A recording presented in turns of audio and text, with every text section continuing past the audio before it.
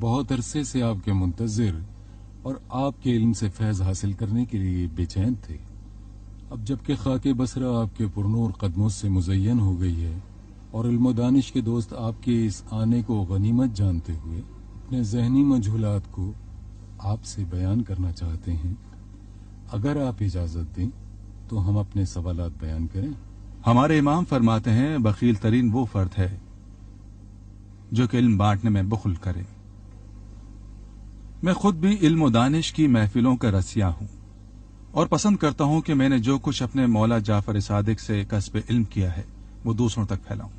جناب علی، یہ بتائیے کہ یہ ہوا کیا ہے اور کس طرح یہ بے رنگ و بو اور بے خاصیت مادہ جو ہماری آنکھوں سے نظر نہیں آتا لیکن پھر بھی ہماری زندگیوں کا ضامن ہے۔ ہوا 3 قسم کے عناصر سے مل کر بنی ہے، جو نہ جامد ہے نہ مایا۔ ہاں، یہ بے رنگ و بے شکل ضرور ہے لیکن بے خاصیت نہیں ہے۔ ہوا کافی گیسوں کا مجموعہ ہے اور حیات بشر اور کائنات کی تمام زندہ موجودات کی زندگی کا باعث ہے۔ استاد محترم، کیسے یہ ہوا زندگی کی ضمانت اور زندگی کے لیے ضروری ہے؟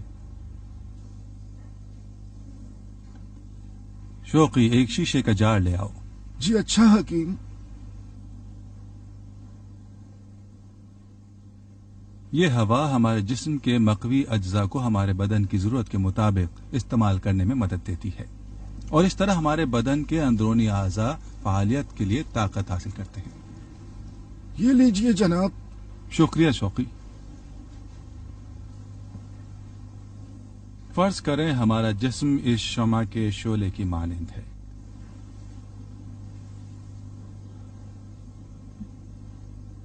اب آپ اس شعلے کو غور سے دیکھیں۔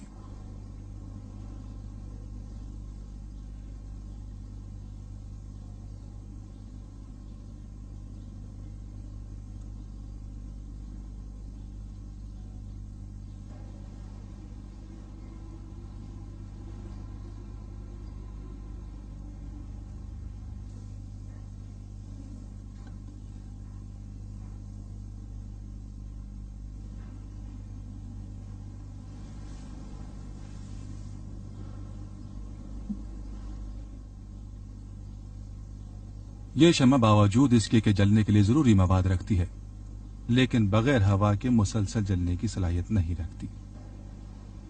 ہمارا جسم بھی اس شمع کی مانند ہے جو اپنے درونی افعال کے لیے ہوا کے محتاج ہے۔